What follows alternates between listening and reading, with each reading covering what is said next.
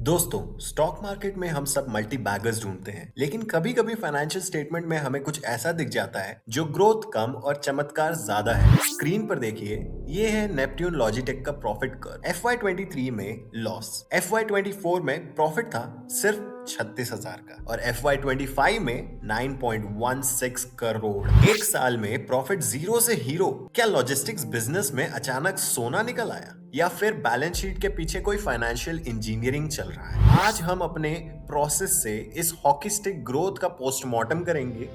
हम आरएफपी के उन फुटनोट्स को पढ़ेंगे जो अक्सर लोग इग्नोर कर देते हैं। आपको पहले बता दूं, ये एनालिसिस स्ट्रिक्टली एजुकेशनल है ताकि आप नंबर्स के पीछे की कहानी पढ़ सकें।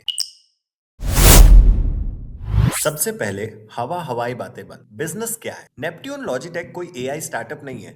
ये एक हार्डकोर एसेट हेवी बिजनेस है। गांधीधाम में बेस्ड है और इनके पास खुद के 190 ट्रक्स हैं। जब आपके पास खुद के एसेट्स होते हैं तो आपके पास कंट्रोल होता है।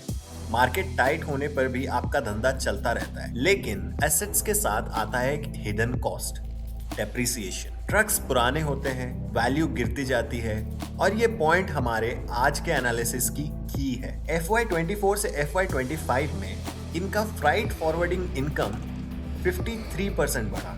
कंटेनर्स का वॉल्यूम 44,000 से 55,000 हो गया। ग्रोथ असली है, लेकिन क्या ग्रोथ इतनी मैसिव है कि प्रॉफिट 2.5 लाख% बढ़ जाए? चलिए डिटेक्टिव्स बनते हैं। हमने RHP को स्कैन किया और हमें 3 ऐसे लीवर्स मिले जिन्होंने इस प्रॉफिट को पंप किया है। लीवर 1, सबसे बड़ा फैक्टर, FY25 में कंपनी ने अपना डेप्रिसिएशन मेथड चेंज कर दिया। पहले कंपनी WDV मतलब return down value method use करती थी, जो एसेट्स की वैल्यू शुरू में तेजी से गिराता है। IPO वाले साल इन्होंने इससे SLM मतलब स्ट्रेट लाइन मेथड पर शिफ्ट कर दिया। इसका रिजल्ट, बुक्स में एक्सपेंस कम दिखा, खर्चा कम, तो ऑटोमेटिकली प्रॉफिट बिफोर टैक्स बढ़ गया without any extra cash earn. ये अकाउंटिंग स्टैंडर्ड के हिसाब से अलाउड है, लेकिन इन्वेस्टर्स को पता होना चाहिए कि ये प्रॉफिट ऑपरेशन से नहीं, पॉलिसी चेंज से आया है। लीवर 2 मतलब प्रॉफिट का एक बड़ा हिस्सा कस्टमर्स से नहीं बल्कि खुद का सामान बेचने से आया है। FY25 में अदर इनकम 84 लाख से जंप करके 3.49 करोड़ हो गया। क्यों? क्योंकि कंपनी ने अपने फिक्स्ड एसेट सेल किए, जिससे 1.62 करोड़ का गेन हुआ। ये एक नॉन रिकरिंग आइटम है। अगले साल कंपनी वापस ट्रक्स नहीं बेचेगी तो ये प्रॉफिट वापस नहीं आएगा। लीवर 3, कंपनी ने वाकई में एफिशिएंसी बढ़ाई है। रेवेन्यू बढ़ाने के साथ फिक्स्ड कॉस्ट्स कंट्रोल में रहे, जिसे हम ऑपरेटिंग लिवरेज कहते हैं। इस वजह से एबिटा मार्जिन 5.5% से 8.3% इंप्रूव हुआ है। ये हेल्दी ग्रोथ का साइन है। तो 9 करोड़ का प्रॉफिट इज इक्वल टू थोड़ी अकाउंटिंग केमिस्ट्री प्लस थोड़ा एसेट सेल प्लस थोड़ी असली मेहनत। अब हमने फॉर्मूला की बात तो कर ही ली है, तो हम थोड़ा रिस्क की भी बात कर लेते हैं। हर कॉइन का दूसरा पहलू होता है। प्रॉफिट बढ़ा पर कर्ज भी कम नहीं है। नेपट्यून लॉजिटेक पर करीब 58 करोड़ का डेट है। डेट टू इक्विटी रेशियो इनका 2.9x है।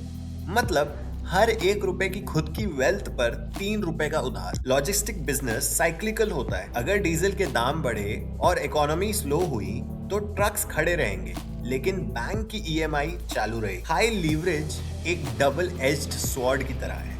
मतलब इधर भी हाथ कटेगा और उधर भी हाथ कटेगा। और मत भूलिए, ये एक SME IPO है।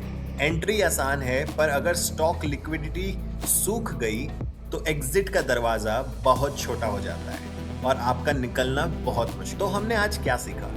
नेपट्यून लॉजिटेक का चार्ट देखकर अगर मुझे फोमो होता है तो उस फोमो में मैं नहीं आऊंगा। कंपनी के पास रियल एसेट्स हैं और वॉल्यूम ग्रोथ है, लेकिन जो हॉकी स्टिक प्रॉफिट आप देख रहे हैं वो काफी हद तक अकाउंटिंग एडजस्टमेंट और वन टाइम गेन्स पर टिका है।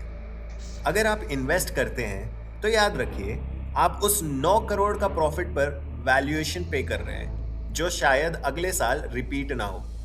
मार्केट में हेडलाइन पढ़कर नहीं, फाइन प्रिंट पढ़कर पैसा बनता है। आपको क्या लगता है, डेप्रिसिएशन मेथड चेंज करना स्मार्ट स्ट्रैटेजी थी या रेड फ्लैग? कमेंट्स में बताना। Thank you so much.